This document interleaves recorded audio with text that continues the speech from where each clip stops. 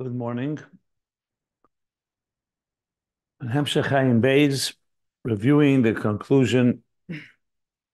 We're on the bottom of page 1373.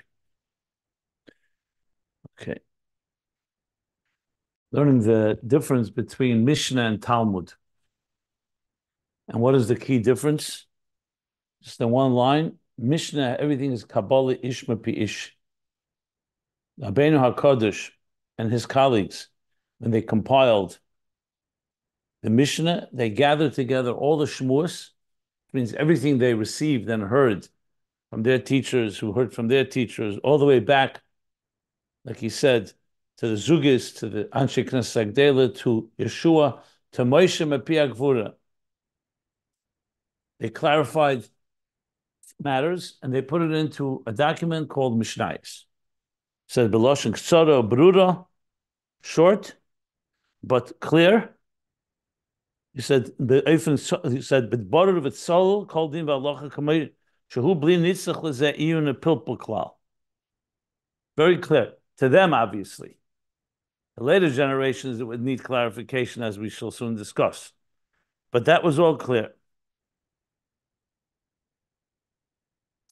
And like he brought from Rashi, that ad yemehen, till that point, lo hoya machlekes b'chachmi Yisrael. There was no disagreements by Chachmi Yisrael. Kulan hoya oimnim dvarim kenisinosan l'Moshe Sinai.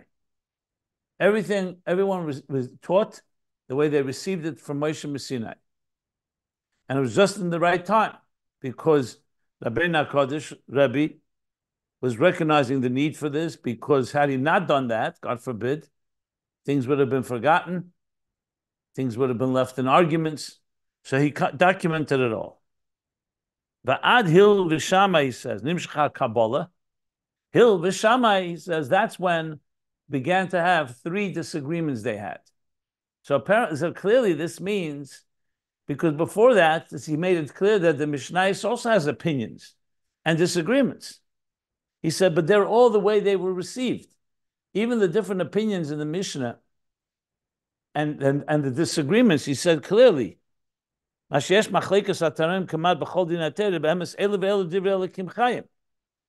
way the shleimus of the hashpah of how it was taught was in a way of kavim. Memtes, Moshe Rabbeinu himself heard two sides from the Hashem. Hashem himself said 49 ways to explain it, 49 perspectives and ways to interpret it tameh, and 49 ways to interpret it tahir, which are opposites. Chesed and gvura. Kol dibur v'dibur amle memtes panim tahir, memtes panim tahir. So when he says that machlekes began by Shammai ve'Hil, clearly he means either machlekes in a way they couldn't resolve the issue, and that's why they disagreed, or it could be about the hachra, how to actually behave. And then after Shammai ve'Hil, Nisraba, he says, by their Talmidim, the machlekes began to intensify. But upon until that point, it was very clear. Then he says, Rebbe, Bezdina Osru v'kiptzu. They gathered together all the shmuas, like we spoke about, ubiru echu ha'kabbalah amitis, and Hashamayim. In Hashamayim, they had support from heaven. Hashem helped them. B'machavin kol advarim lamitasam. That's Mishnah. As far as that line I was saying, what does it mean? So I listened to what I said, how I explained it the first time around. Thank you for posting that. And actually, it's exactly as I said it yesterday. I don't know why I was troubled, but regardless, maybe I was troubled by the language. So I looked up at the Gemara in Sanhedrin and the Cheves Alavavos. It basically, from there it pairs, well, the Cheves Alavavos quotes the Gemara in Sanhedrin. He's talking about things that were not clarified in previous generations. And the Gemara there clearly talks about a Zokan Mamre, somebody that disagrees with a consensus. So you have, let's say, a Bezdin that rules a certain way, and there's one person who disagrees. So it's a big, serious thing. It's like considered to be a type of mutiny. And there's halachas, they're very strict halachas about it. So the Gemara talks about what are the conditions that is considered a true disagreement. If, for example, he says he disagrees because that's how his opinion is, and the Bezdin says they hold their opinion because that's their opinion, then it's not such an issue. It's an issue if the Bezdin says that we were makabel a certain way, and the consensus says we received it a certain way, and this individual says, I have a different opinion, that's considered to be a real problem. So clearly, from the Gemara is mashma, like he says, that there's a big difference between the different opinions and whether what the hachra is, because the hachra could be something that he says lo shamu. The fact is, they heard 49 opinions like this, 49 opinions like that, like he says from the Medrash that Moshe himself heard that from Hashem, but there was no hachra. Well, the best proof is because then when Moshe asked Hashem, so which way should we do it? So he said, Acher Rab Lahates. It's up to you, your consensus. That means clearly there's no Kabbalah. If there was a Kabbalah, then there wouldn't be a consensus. Then everyone has to follow what the Kabbalah is. Meaning Kabbalah, meaning whatever was ruled. Like there's certain things that were ruled in the time of Moshe, and that's halacha. Halacha Moshe Sinai, or other rulings or achros that were accepted. So clearly from the Gemara and from the Chovos HaLevavos who quotes the Gemara, it means that the opinions are all Kabbalah ish mipi ish. But he says, and that's what he means, the Yesh Leimer, he's actually just, he's emphasizing. Even according to the Gemara in Sanhedrin and the Chovos HaLevavos, we're only talking about the conclusion of what's the hachra, what's the consensus. We're not talking, that it's possible was not received from previous generations. Or you could say in some cases it was. But regarding the opinions themselves are Elu Elu Divrei Elokim Chai. That's the bottom line. So the point being, at the end of the day, is that all the different opinions and even disagreements were all based on a Kabbalah ish mepi ish. It was all clear, like you said earlier. The Biyurim and Pirush Hashem Moshe Rabbeinu is all b'lashon ksaro brura. Let me just see the lashon what he says here. Want to just quote a different lashon, another lashon, very clear, where he said, "Yeah, hakol al pi hakabbalah ish mepi ish." Good. This is all Mishna. Now comes a new generation, where now, besides the fact that we're going into Golus, like he spoke about earlier by the Beraisa, but it's also a lower generation. So he says, now, that though in the Mishnah it's all clear, but in the Mishnah itself, that Rabbeinu HaKadosh clarified with his colleagues, but it's all very brief. And there are a number of things, kamat dvarim stumim, and there are a number of things that are unclear, you can say. Stumim means concealed, locked up, meaning undefined properly for the next generation, that is. Stumim. That needs like stumim can be also like, I don't want to say secrets, but essentially concealed. And there's places we don't have the clear halacha. Yesh mem she'enim lahalacha, because it's only bringing one opinion. The Mishnah you find sometimes a das yachid, like the Gemara, like the Mishnah in Adius says, dalam maskilin divrei yachid, and sometimes you don't even know it's a das yachid. The Mishnah doesn't spell it out.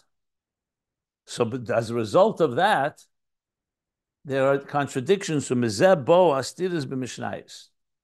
now you'll have contradictions, because in one case it could be a das yachid, the other place could be a consensus. So this is where the Talmud comes into play. Talmud, just reading the lines that we have read already. Going back to the bottom of last page, he said Pirush Shabir HaMishnah, and an explanation of its depths. It's like probing the depths of the Mishnah. That Shemezeh Boim Kama Prati Adinim, and in this process emerges detailed dinim that the Mishnah that were just in the Mishnah was only beremes. You could find that after you see it, it's like students, once they analyze and evaluate something, they come away with more details, and that brings out new dinim. And what they did in the Talmud, they clarified all these questions and all these contradictions. So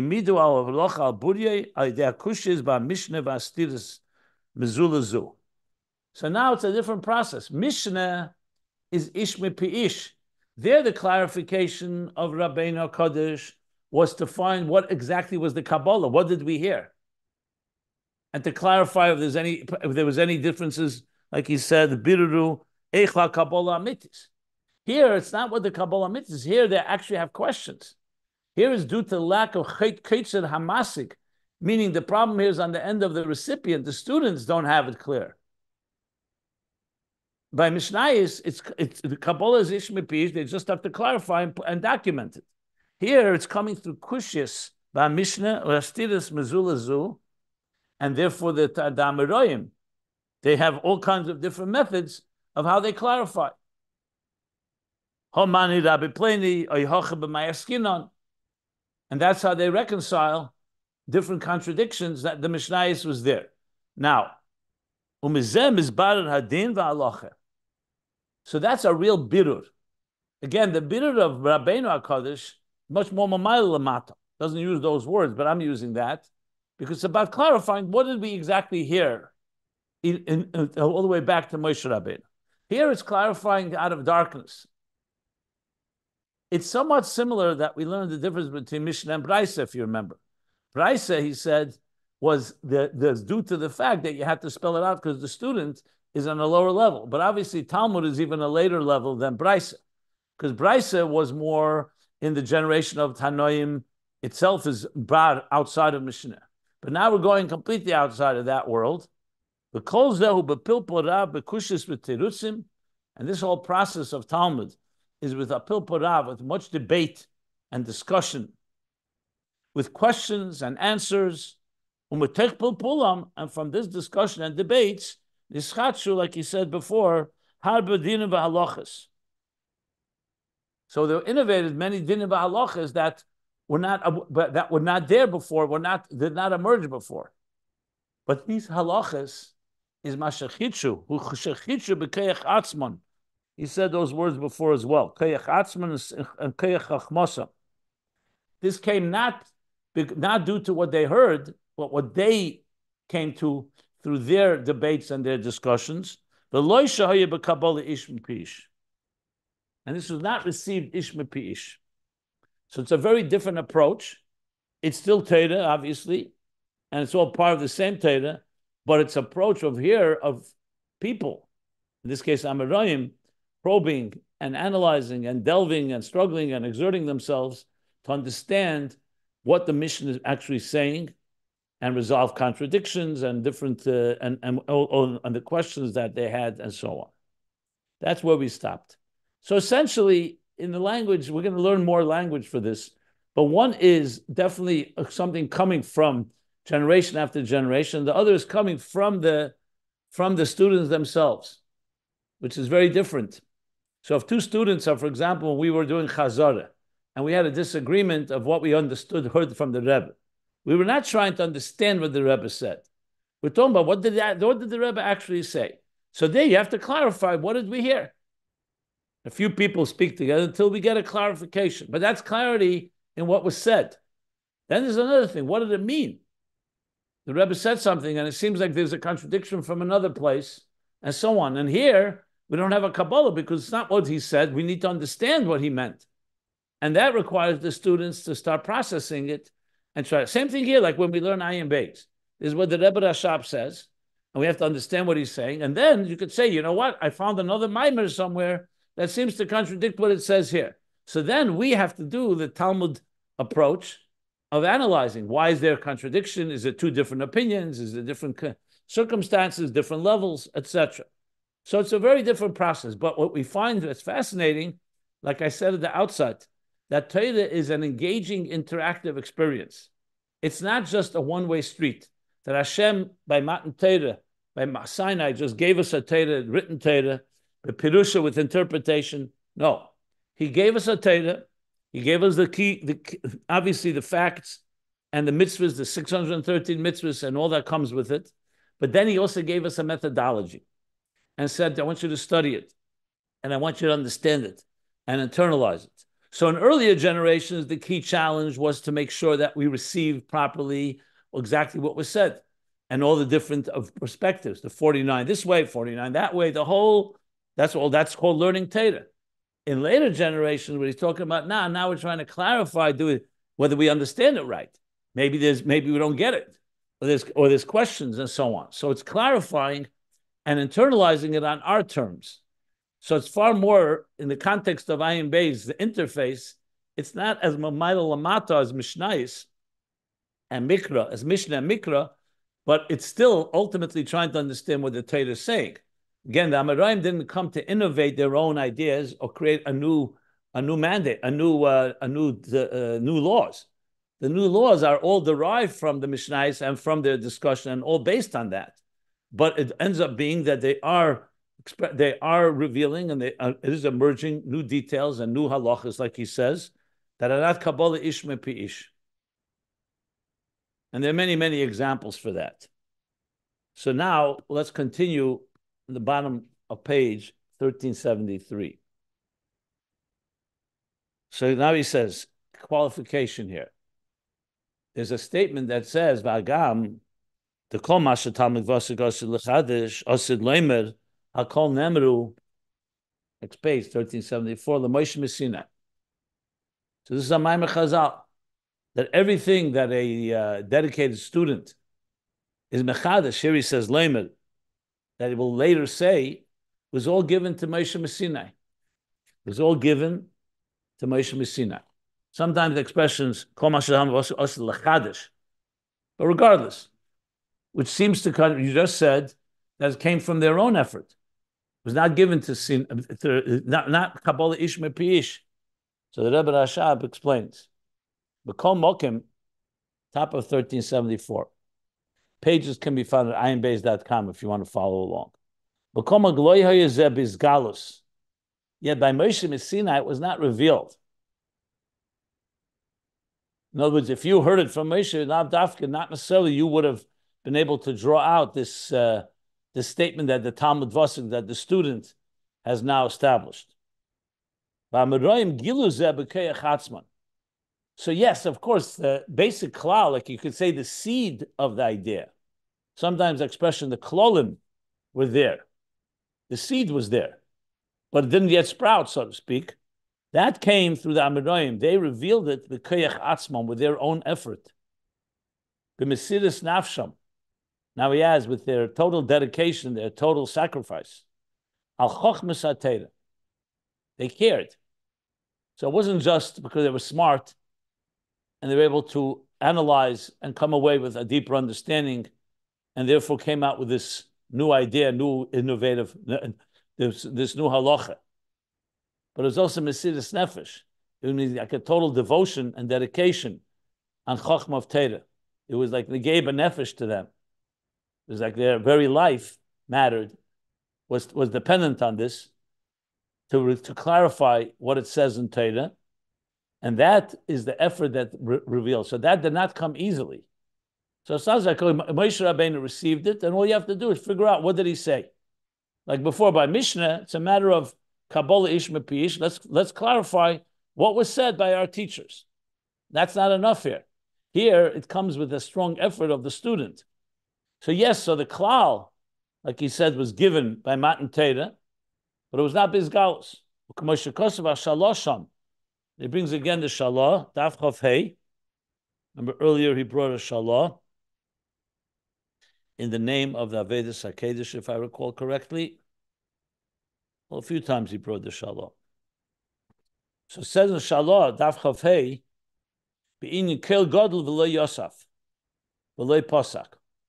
So there it talks about, the pasuk says the Matan Torah was a great sound, a kel gadol, a loud voice, v'lo yosaf v'lo posak. It did not cease. It was a voice that went on and on. It was like unceasing. And he explains why, because the kel was given a Matan Torah, and Torah continues on and on through the generations.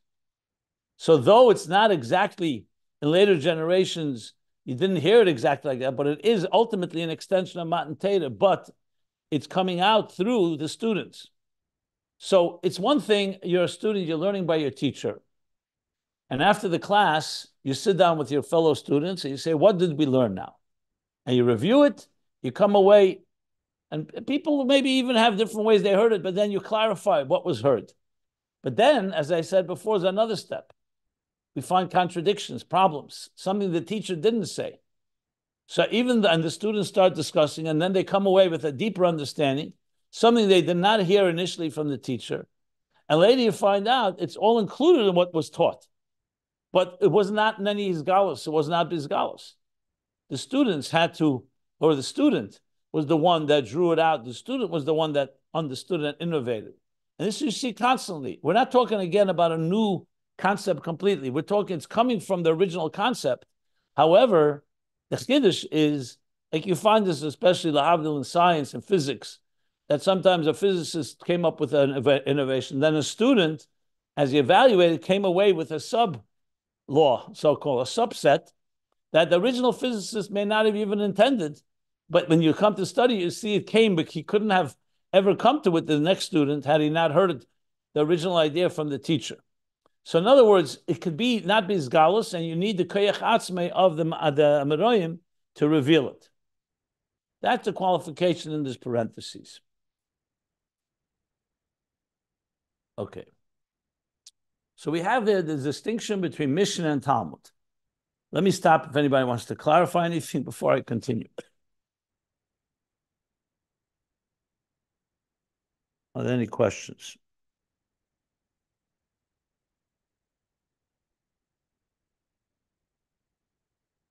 As I was listening to the class almost 2 years ago, the recording that was posted, I realized we had plenty of pretty heated, passionate discussion then as well in this whole thing. So clearly it's obviously a fundamental topic. I want to make sure that we have it as clear as possible. Let me just see something.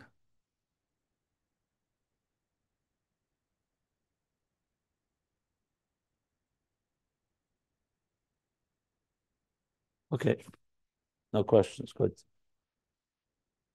So continuing on, line 3, on top of page 1374. V'hainu, and now he sums up. Remember before he said the words, that the Chochma Ilaah of the written Torah, or the core Torah, radiated within the Chochma Tataah of Torah Sheba'al Peh. That's in Mishnayos. But in Gemara and Talmud, she'eina meir behem the Chochma Ilaah kamay Mishna. And that's why they need this work and effort. Because the Chochma Ilaah, like in Mishna, is not radiating quite the same way.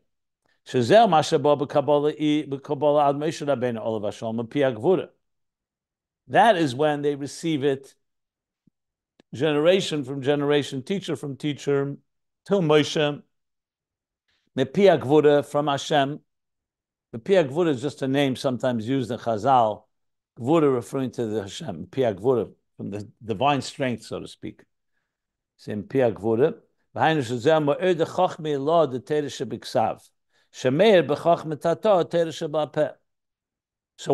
Ilaah of Torah Shebiksav is radiating and illuminating Chochma Tataah of Torah Sheba'al Peh, because it is Torah Sheba'al Peh at the end of the day.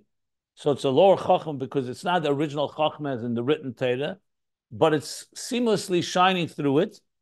That's Mishnah, canal.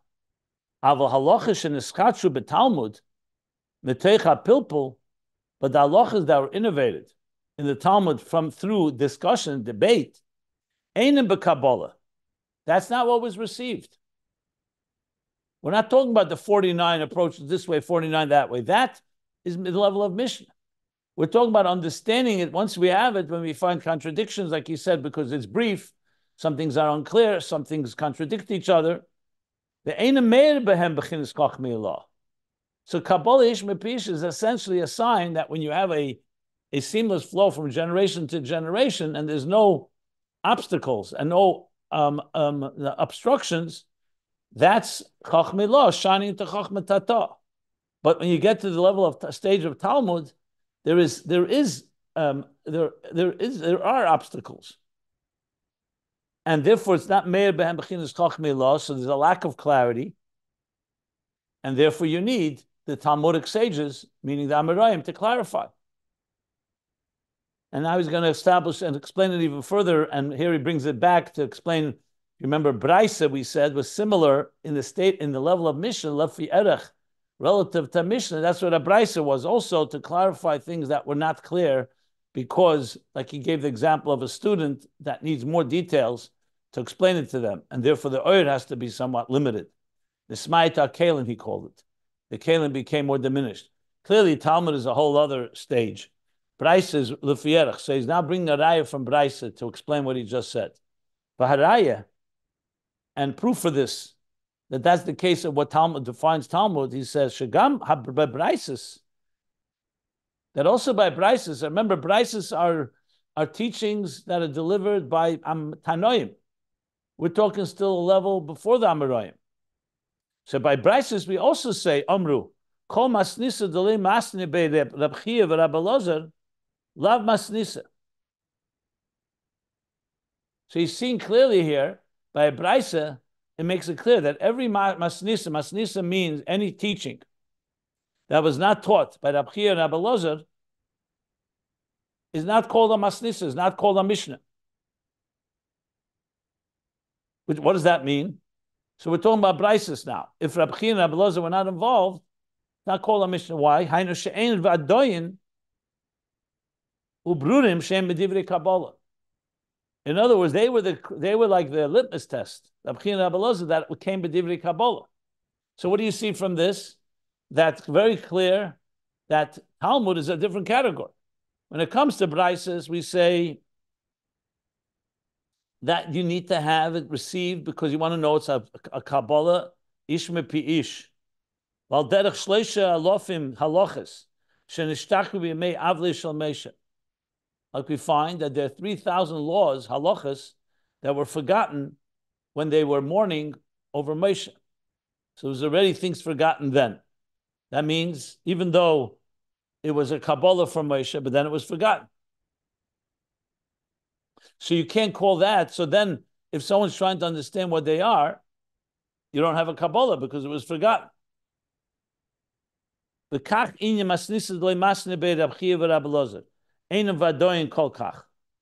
Same thing with something that's not taught by Reb Chia and Elazar. It's not clear. In other words, it could be something that was forgotten, similar, or at least we don't know for sure that it's Kabbalah.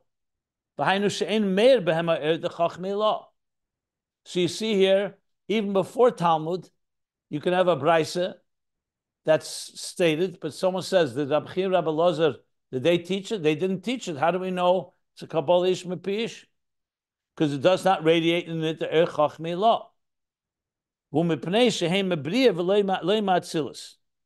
Because this level is already how Torah has come down into Bria, not Atzilus. In Atzilus, keep Atzilus meir b'chinas Chochma Ilaah. In the world of Atzilus, and now he's basically saying Mishna is essentially Atzilus is more dominant there, and that's why Chochma Ilaah radiates. So there's a clarity. You know, it was being received from a Kabbalah ish mepi ish all the way from Moshe. Valkein ha-Mishna v'Beraisas Reb Chia v'Reb Elazar hu shenimshach behem b'chinas Chochma Ilaah. And that's why the Mishnah and the Beraisas that were taught by Reb Chia and Reb Elazar have that same clarity, that same level of clarity. That was Nimshach Chochma Ilaah v'Areim b'chinas Chochma Brura. And they're in a state of clear Chochma, crystallized Chochma.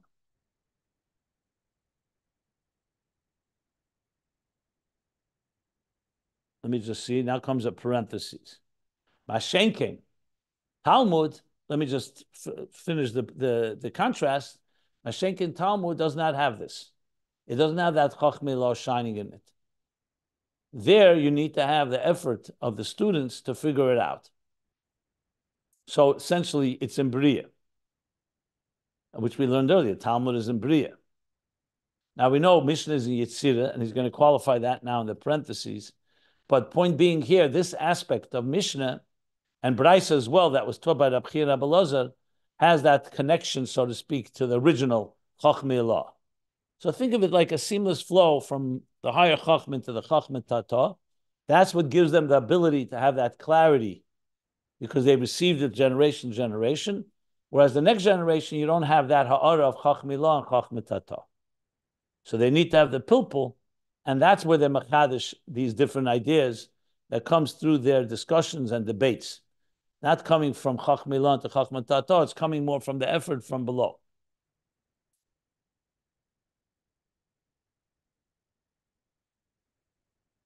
Okay. Again, any questions before I read the parentheses that he qualifies all this?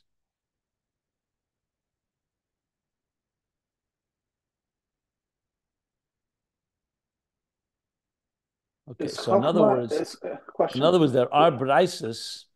One second. That means there are Beraisas that were not taught by Chochma Ilaah, and there we are not sure that they're Medivri Kabbalah. Interesting. Okay. The question is there a list of those Beraisas? Okay. Got it. Yeah. Go ahead. Just a clarification of Chochma Tataah. Is that just in Bria, or is it sort of all of Bia? We're gonna learn about it soon. He's gonna break it down soon, more details. Chochma Tataah is usually Malchus, to be honest. Malchus. That's like Malchus directly connected to Chochma Ilaah of Atzilus. But I think he's going to break it down more in detail here. Even though he did say here Atzilus and Bria, but it could be Malchus as it goes into Bria. Second, you just said it. Malchus as it's connected to Chochma Ilaah, and it has that Gilui, and then there's Malchus as it enters into Bia or Bria, and there it's more concealed. Mm-hmm. And then you just actually said something really interesting. Well, everything you say is interesting. This was really interesting. That the Beraisa, if it didn't pass the smell test for Rabbi Eliezer, forget the other Rabbi's name, Rab Chia, that it really wasn't Ish Mipi Ish. So it almost sounds like there was a little bit of a peel pull at the level of Mishnah. Yes or no? Well, not Mishnah, Beraisa. Well, but a Beraisa is a Tanya. It's taught by the Tanai. Yeah, but it's not a Mishnah. It's a Beraisa. So the Beraisas needed that additional verification that it came from Rabbi Eliezer to make sure that it goes in the category of Mishnah. So it does still pass that. It did still pass that test.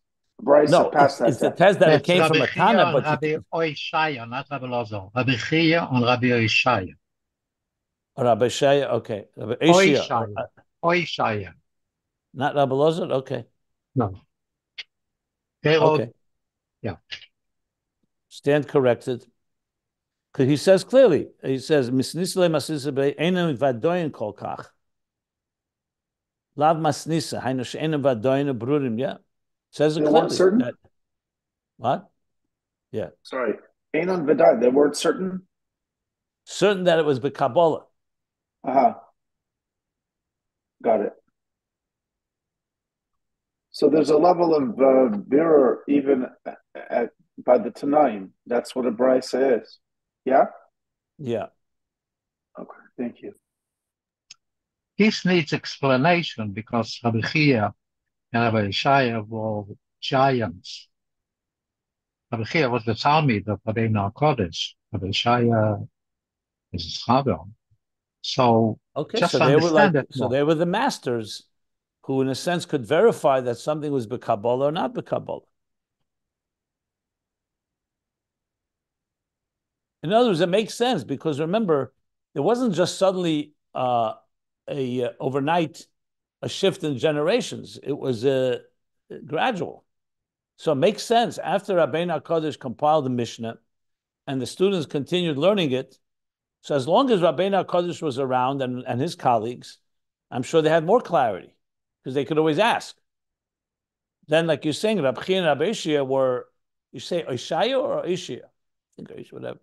Al Kaponim, they were students of Rabbeinu HaKadosh, so they were essentially still makabel from their teachers, so you could rely on them to determine if something, like he says, if something was not taught by them, then the question is, was it really Kabbalah, or now we're already starting the next stage of trying to understand, like he said, the Machlekes starts, or maybe not the Amoraim yet, but you're talking already the end of the Tanoim, so you could see certain things not being 100% clear.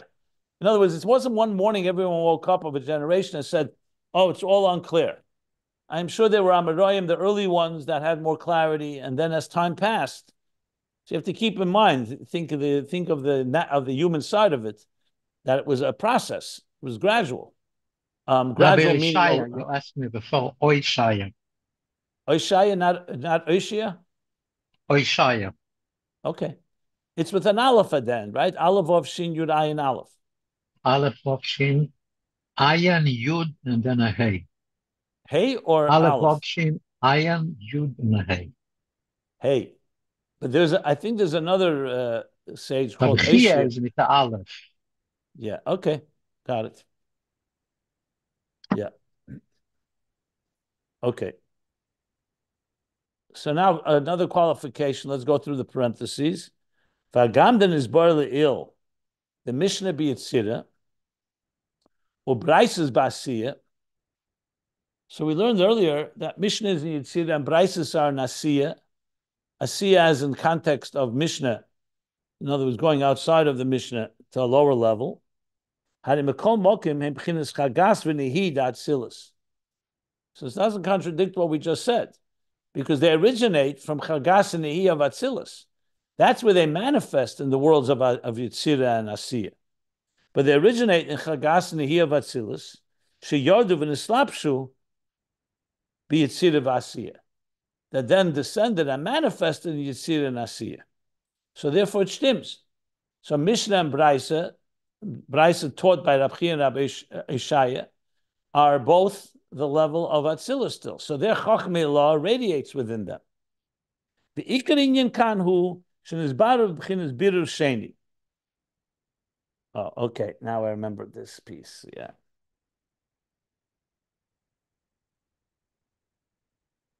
Okay, we need a little more explanation here. So give me a second. Let me just refresh myself here.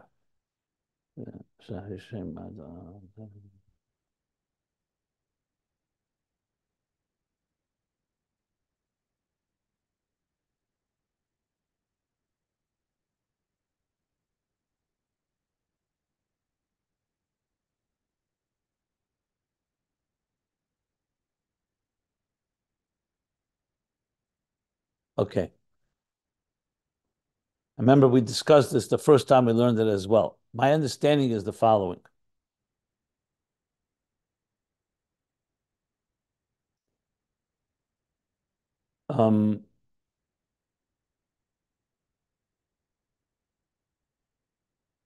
Initially, my thinking was that Birur Sheni sounds like very much the Birur of Talmud. Birur Rishon would be what Rabbeinu HaKadosh, and you can include Rabchia and Rabbi Oishaya as well, are clarifying what's a Kabbalah and what exactly they received and what's the Kabbalah Amitis. That's a Birur that is on one end.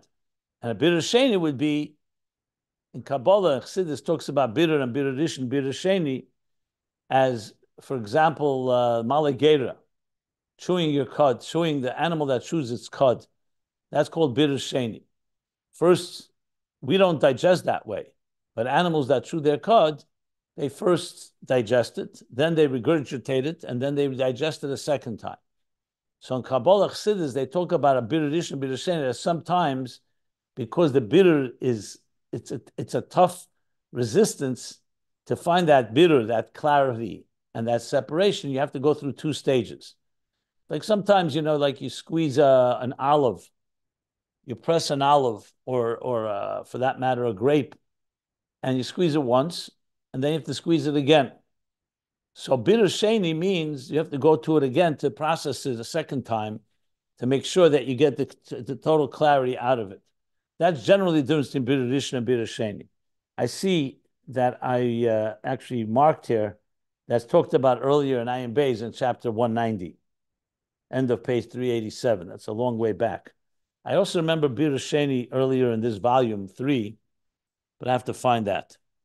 So I'm wondering, so we have to understand here, what is he referring to when he says, Ikar Ayin Kanhu Shenizbaru B'chinas Birur Sheni. Now, it's coming after he's discussing Mishna and Beraisa. So therefore, it doesn't make sense to say, or seemingly doesn't make sense, that he's talking about Talmud suddenly. That's why I think Birur Sheni is not necessary. So as I said, initially, ostensibly, it would sound very nice. Now, Mishna and Beraisa is like Birur Rishon, first level of clarity, to make sure it was a Kabbalah Ish Mipi Ish, and that which Rabchia and Rabbi Oishaya did not teach. We don't know if it's not a birur, but when you really read it, it's clearly talking about Mishna and Beraisa, and especially as we see, let's read on, you'll see it's coming into that context. So then we have to understand what this birur sheni is. Is birur sheni Rab Chia and Rab Oishaya? Because they're clarifying whether the Beraisa is indeed a Kabbalah Ish Mepish Vadai or not.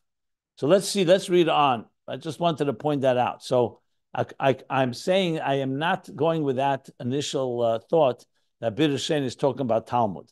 Again, it'd be nice, but it's not what he's saying, my opinion. Shari Shema, so here's how it works. Before I continue, let me explain it in simple English. We've learned about Shema and Shemban. Shema is Gematria Adam.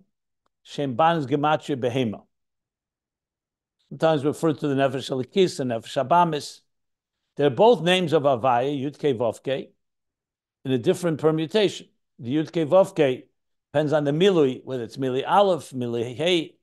So Shemban, so one adds up to 45, one adds up to 52. So generally speaking, in the language of Kabbalah and Chassidus, you have Shema is Mevada Shemban. It's like the divine is Mevada the animal. Now here we have to qualify. Remember, it's a Shem Havaya. Ban is still a name of God, but a name of the divine. Think of it like, I don't want to compare it clearly to Havaya and Elikim, but it has an element that's similar to that. So it's about the birur. Like, for example, even in the Haggadah, when we say Kan Shoyel Haben Ma, right before Manishtana, so in our Haggadah, the Rebbe brings from Kubalim, Kan Shoyel Haben Ban Ma. Ishayel is drawing from Ma. So Ma is bittul, like we say Koyach Ma Chochma bittul, Chochma is Ma, and Ban is already like Malchus, Chochma Tataah, that needs to be clarified. So Shem Ma is Mevara Shem Ban.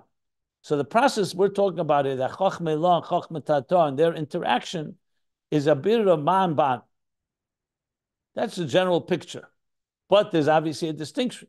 Talmud does not have that birur. That's why the Amoraim have to figure it out. Mishna and Beraisa, that Masnisin, Rab Chia and Oishaya, they do have that birur. So here's what he says: Shari Shema de Chochma Ilaah Torah shebiksav. Shema of Chochma Ilaah, that's the written Torah. Ub'Torah shebal peh hu shebo b'chinas yichud ma'aban. And when you get to Torah shebal peh, meaning here Mishna and Beraisa, you have a yichud of Mikra, Mishna of Ma and Ban. Ban is clearly following the Chochma Ilaah. That's why you have that Kabbalah Ish Mepish clarity. Uba Mishna Beraisa Rab Chia Rab Oishaya, who shemer behem b'chinas Ma de Chochma begili. And Mishna and the Beraisas that they taught, their Chochma Ilaah is radiating in a revealed way in Chochma Tataah. Ma is radiating into Ban. In other words, another name for Chochma Tataah is Ban, and Chochma Ilaah is Ma. Mashenkin ba'aloch is the Talmud. But the halachas of Talmud, it's not the case. Ukamoshi is boy, as shall be explained. He's going to explain it more in detail in the next paragraphs. So you don't have that clarity. So Chochma Tataah, so Ban essentially is not getting the clarity it needs from Ma, or Chochma Tataah is not getting that seamless flow from Chochma Ilaah. V'zeu gamkein the Beraisas the lemas nisim be Rab Chia v'Rab Oishaya einen vadoyin ubrunim, and that's also the meaning what we said before, that the Beraisas that were not taught by these two great sages, Rab Chia and Rab Oishaya, are not clear. They're not certain and they're not clear, crystallized. Why? Because you don't have a b'chinas hagilui the Chochma Ilaah liyas kamoi Chochma Brura. You don't have that clarity of Chochma Ilaah to be a Chochma Brura, to be a clear, crystallized Chochma, wisdom. So the question still remains, why is this called birur sheni? Is he referring to the Beraisas of Rab Chia and Rab Oishaya, or is he referring to the Bechlal Mishna and Beraisa because it's a birur? Why is it birur sheni? That's the thing. So that is not so clear to me, and I'm sure I must have discussed it the first time around. But regardless, definitely not what Talmud is. Talmud is clearly doesn't have that birur. Unless you go back to my original explanation that he does mean birur sheni Talmud, and then he goes back to Beraisa and Mishnayos, and he's alluding to that that's birur rishon, and Talmud would be birur sheni coming from Amata Lamayla. I don't think that's pshat, but regardless, I just wanted to, for the full picture, offer all of this. But then let's just finish the paragraph. So here ends the parentheses. So he said, this is even with Beraisa the case. That a Beraisa that Rabbi Chia and Rabbi Oishaya did not teach, you don't have that clarity of Chochma. But Kolshkein halachas d'Amoraim. That's even the case of Beraisas of Tanoim. And how much more so, the laws of the Amoraim, she'ein behem gili b'chinas Chochma Ilaah, that they don't have the gili of Chochma Ilaah. So that's the raya that he brought. Remember he said, v'haraya?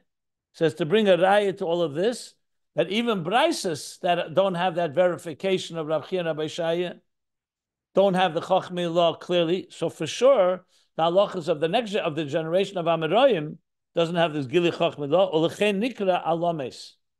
That's why it's called. It says palakshim Beraisas haya palakshim, alames ein misper. Shmeinim palakshim alames ein misper. Alames means the psulis. Alames are like the virgins. So the pasuk says, what does it say? Shishim heima malachis. There's 60 queens, 80 palakshim, the concubines. They're Beraisas, and valamas ein misper, and an infinite amount of virgins. That's the pasuk in Shir Hashirim. And the Chazal explain that the queens are the Mishna, Masnis and Malkusa. The concubines are the Beraisas, palakshim. And the alamis are the halachas of Talmud, ein misper, but they're called alamis from the word helam. They're in a state of concealment, relatively speaking, because Chochma Ilaah is not shining through Chochma Tataah. So, in very simple English, to give a good example for this would be when you have a student and a teacher that know each other well, and the student is very aligned with the teacher's way of thinking. So you could say the teacher is like Chochma Ilaah, and the student is Chochma Tataah, but Chochma Tataah has an open line and understands the teacher very well. Then comes a new student. He's on a lower level, doesn't know the teacher that well, or he himself is not yet on that level that he could appreciate it. So here, you don't have a direct flow. Like if you ask the second student, what did the teacher mean? The first student can tell you, because it's Kabbalah Ish Mepish. He received from his teacher. He knows his teacher well, and he's learned from him. He's learned his methodology well. And you pretty much can rely that he's going to convey very clearly what the teacher meant to say. The second student, who's a newcomer or is on a lower level, he doesn't have that open line, that seamless flow from the Chochma Ilaah of the teacher to the Chochma Tataah of the student. So there's going to be there are going to be impediments. But the student doesn't mean it's all lost. The student can struggle and study and ask questions until he comes to it through his own efforts, which is already the process of Talmud, in contrast to the process of Mishna and Beraisa, as we just learned. Okay, that ends this paragraph. And then he's going to explain this now in very much more detail, which is going to be very helpful, as you'll see, as he explains the whole this Mishnah Talmud. Now, just to say a few words about the general context, keep in mind this is all Torah Eir. It's Torah coming to illuminate our lives. There's different ways it illuminates. In Mikra, it's one way. In Mishna, it's a very clear connection between Mikra and Mishna of Chochma Ilaah, Chochma Tataah. And Beraisa is, of course, the next level. And Talmud is one that's coming down all the way to our level. Well, in this case, Amoraim, who don't have the clarity, but they still can find that clarity. So you can see here how this theme is developing into Ir Makabel, how we, whatever level we're on, we have access to Torah. It's just a matter of how revealed it will be and how much effort we need to figure it out. And that's the process that we all go through all the time. There's some things you learn that are very clear to you. There's some things you need to struggle a lot more with. All that's part of the interface between divine and existence, which is the central theme of Ayin Beis, which we'll get back to, Torah and Ner Mitzvah and Ner Hashem Nishmas Adam, that he began Hariya and Halavana and Evan Tev, the luminous stone. It's all going to come back. But right now, he's dissecting in very specific detail the process of how Torah interacts with us. Is it coming from the top down? Is it coming from the bottom up? Which is very clear is what's emerging from all of this. And it's going to be very fascinating when all the pieces come together. So that will stop here, middle of this paragraph. So what does it mean? Rather, in middle of page 1374. And I'll take any questions, comments. Go ahead. What does it mean that kol masnisin masnu Rabbi Oishaya einon vadoin uvrurim? Einon vadoin uvrurim means that the Kabbalah is not definite, or the why don't you just read the next 3 lines, 3 words? Shehein einon vadoin abrurim shehein medivri Kabbalah. It's not clear and crystallize whether these are actually divri Kabbalah ish mepi ish. So in other words, if a Beraisa is said in the Gemara, you see Tanya, and it's not taught by Rabbi Oishaya, you cannot say with certainty that this goes into the category of ish mepi ish, Kabbalah ish mepi ish. Exactly what he says. And he gave an example. And he gave an example of the 3,000 halachas that were forgotten. Those halachas were ish mepi ish, but they were forgotten. So you could see clearly, you could have a Torah Shabbat Peh that goes through that is forgotten, or we're not sure where it comes from, whether it's a Kabbalah ish mepi ish. Also, another topic. In language of Chassidus, that means whether in it is meir or ha-chochma ilaah. Another topic about the Amoraim, he's saying here everything was from the Mesiras Nefesh in Koyach Atzmon to understand. Obviously, I think there's need for more explanation that Amoraim, it was by them the Ruach HaKodesh, and it was, you cannot compare. If somebody is having Mesiras Nefesh today for learning, he's not going to get it like the Amoraim. I'm not talking about the very great people. He's going to discuss the later generations a little later about this point. Well, let's put it this way. Even the Tanoim, when you say Kabbalah ish mepi ish, it doesn't say Ruach HaKodesh. It says they actually received a teacher from student from teacher, and they had siyua sayayta d'shmaya. It says they had siyua min hashamayim. But even Tanoim, he doesn't use the word Ruach HaKodesh here at all. Here it seems everything is here through a natural process. Now that they have siyua shamayim, absolutely. But right now, that's how he's explaining the difference between Tanoim and Amam. Tanoim or Mishna conveys what is a Kabbalah ish mepi straight from Moshe. Talmud is halachas that were innovated through their process of pilpul mamatul amayl. That's what he says here. As far as qualifying what you asked about Ruach HaKodesh, he doesn't go into not Tanoim and not Amoraim, but we'll get to that as well. Remember, Moshe Rabbeinu, did he receive Torah b'Ruach HaKodesh, or did he receive Torah through limud on the Aboyim Yem when he was learning Torah with Hashem? So it says clearly it was through a learning.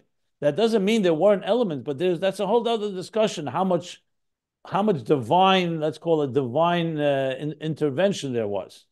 Moshe was learning, but Hashem was mafsik, being parsha la parsha. If he was just downloading it like a spiritual Ruach HaKodesh, why does he have to be mafsik? Why does he have to ask questions? It was clearly in a form of a Rav and Talmud, not pure Ruach HaKodesh. That doesn't mean there is an element of Ruach HaKodesh in it, but we don't say that Moshe taught Torah through Ruach HaKodesh. He taught it because that's what he was makabel from Hashem. Now, this is another discussion. Can you bring Ruach HaKodesh? If someone, let's say in a Bezdin, they're sitting and discussing and arguing a point, and then someone says, I had a dream last night, and Ruach HaKodesh, Moshe Rabbeinu came to me and told me this would be the psak. What's the din? You don't follow Ruach HaKodesh. You find the Gemara in Bab Mitzvah, even when Hashem himself, Mesifta de Kutchebrichu, says something. So Chanina ben, what was who is it? The Rab, they came down, Man Rabba ban Nachmeni. You follow the halacha down below. You have to learn it below. You can't go by Ruach HaKodesh. That's why Chassidus asked the question when Shammai and Hillel Paskin Are they passing because it's chesed and gvura v'atzilus, or are they passing because that's the conclusion they came to with their seichel? So the beauty of Isaiah, the Rebbe explains that they so integrated chesed and gvura in their being that it was like their seichel saying it. It was not Ruach HaKodesh, because you cannot paskin with Ruach HaKodesh.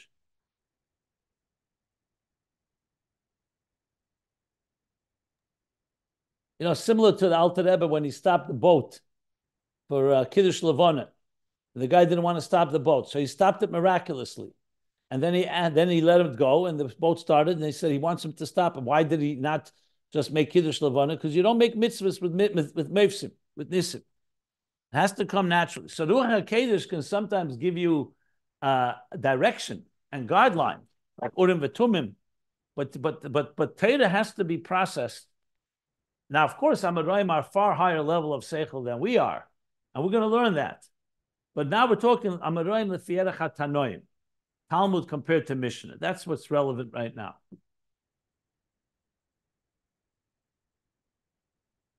Yeah. Okay, we will stop here. And any other questions? It's an obvious thing that the Ruach HaKodesh, I don't know how you call it, the Ruach HaKodesh, that the Moshe Rabbeinu and the Tanoim and Amoraim, it made a major, major different understanding of what the Eibishter wants. They had to have their effort, but it was completely in a different way. Yeah, but that's not what he's talking about. Here he's talking about the process of learning Torah and compiling Torah.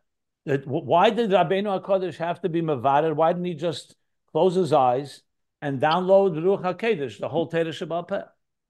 That's not the process that he's discussing here. You're bringing in something which is fine. You're processing it, but he doesn't bring it here at all. Doesn't even hint to it. Here speaking, B'derech HaTeva, Rabbeinu HaKodesh and his colleagues, they gathered all the shmuas and they wrote it down. You can go even further. With Ruach HaKodesh, why do you need to write down Torah Sheba'al Peh? Open your mind and have Ruach HaKodesh, and you'll know everything that was said. So clearly, because Torah has to be slapshus in our kelim, in our levushim. So the question you're asking is where Ruach HaKodesh comes into play, if at all. So that needs to be understood, because it's not so poshut. You can't paskin by Ruach HaKodesh, and you have to be careful when you use Ruach HaKodesh. Anyway, he doesn't use that. He used Mesiras Nefesh. He did use Siyua Seyaya. Said Hashemayim Hisayehu Lechavin Kol Dvarim Lamitrosam. So let's see where he goes. He's going to speak about Ruach HaKodesh. Actually, if you go to the bottom of page 1377, but especially he mentions Ruach HaKodesh and that till the Shach V'Taz. Bottom of page 1385, he says, Til Shach V'Taz, Osu Chibureim B'Ruach HaKodesh. You're going to see there what it means. So we're going to discuss it on bottom of page 1385. If you want to look it up, you can look it up there. I have a question. You kind of alluded to it, and you may not want to go there, but since we're trying to, review this in the context of the Maimon of the Alter Rebbe and the Mittler Rebbe to answer the questions that were not, try to answer the unfinished questions. So the Inyan of the beer of using Shema to Levara to clarify Shemban, which it reminds me of Ner Mitzvah V'Torah or actually it reminds me of Ner Hashem Nishmas Adam, and I know that's really the neshama. It's not Torah, but there you have the Inyan of the neshama, which is like it's like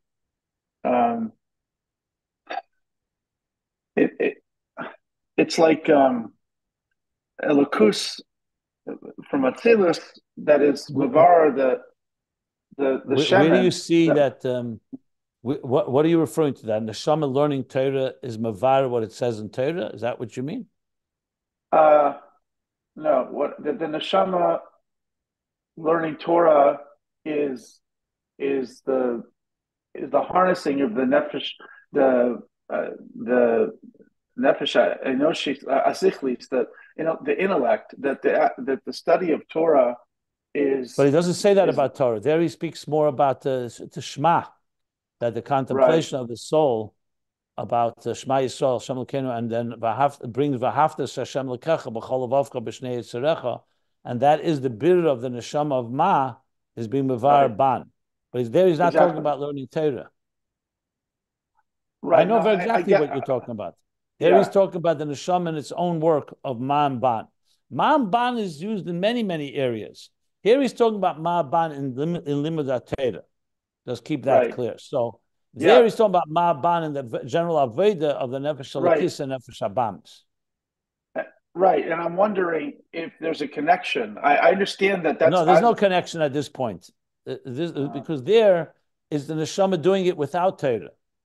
Mm-hmm. Then later comes the level of Torah that will bring it to another level. We're going to learn about it, how the Neshama can do this Aveda on its own, and then how Neshama uses a mitzvah and then Torah to do it.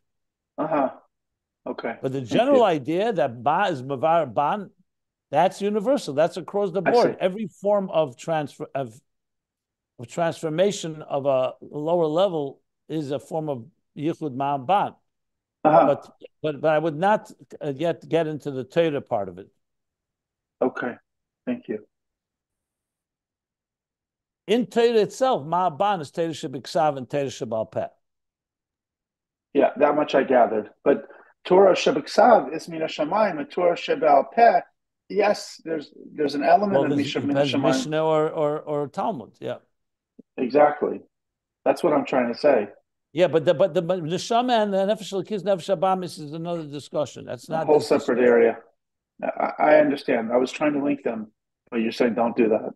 They will be linked in a very different way, and they'll be linked in the process of Aveda of the Neshama as it refines the animal soul, and then how Torah comes into play and elevates it to another level of Atzmi. Right now, he's talking about Torah, so I would just stick to Torah right now. Yeah, we have not gotten back to the relationship of soul, mitzvah, and Torah yet. That will come in quite a while. No, I hear you loud and clear, and I know it was a controversial question, but there seems to be a certain yichud going on. It's not controversial; it's premature, is the word I would use. Okay, but there is a yichud going on here in the study of Torah. There's a yichud in the whole Chassidus. Is yichud of cosmic scheme, between godliness and the divine and existence. There's always yichud going on. That doesn't mean every yichud is the same yichud. Everywhere there's yichud going on. Everything is a yichud. Mm-hmm. Well said. Okay. Thank you very much. That was beautiful. Thank you. Yeah. Okay. Always keep in mind, we're right now in the middle of Torah. We discussed Neshama at length. We discussed Tefillah, prayer at length. And this is going to lead us, after we finish the Torah picture, we're going to lead 3 levels in Torah, Mikra, Mishna, Talmud, Levana, luminous stone, and Riyah. Then we're going to bring it back to Ner Mitzvah. There's a whole structure here that's very methodical and orderly. Okay, I see you got a whole game plan. Wonderful. Yeah, I think I've in the past I've spelled out the game plan. I didn't just keep it to myself. I know exactly where we're going here.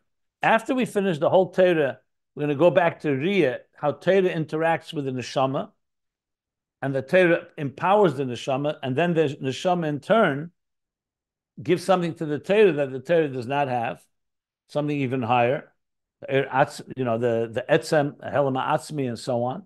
Then we're going to go back to Ner Mitzvah and Torah and the different levels of Yechudim that is a Neshama. Then we have to go back to the Mittler Rebbe's Maimer, the Alter Rebbe's Maimer, because he doesn't ever conclude. The Rebbe Rashab never gets back even to the concept of how a soul refines an animal soul, how the Neshama refines the animal soul, let alone Ner Mitzvah and Torah. He never gets back to that.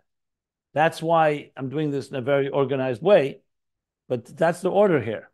And then we'll get back to that, and that will take us back to Riyah, and then finally back to the ultimate unification of Matla Maila, Mamayla Mata, and the earlier sections of Ayin Beis.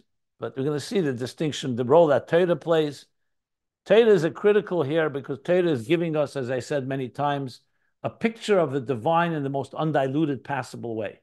Mikra, of course, is the purest form, but even Mishna and Talmud even are all part of that process. It's just they're integrating it into on our terms as well.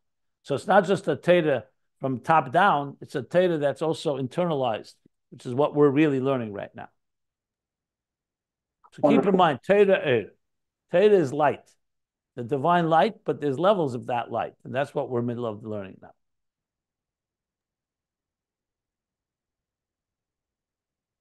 Yeah. Okay, so we stop here.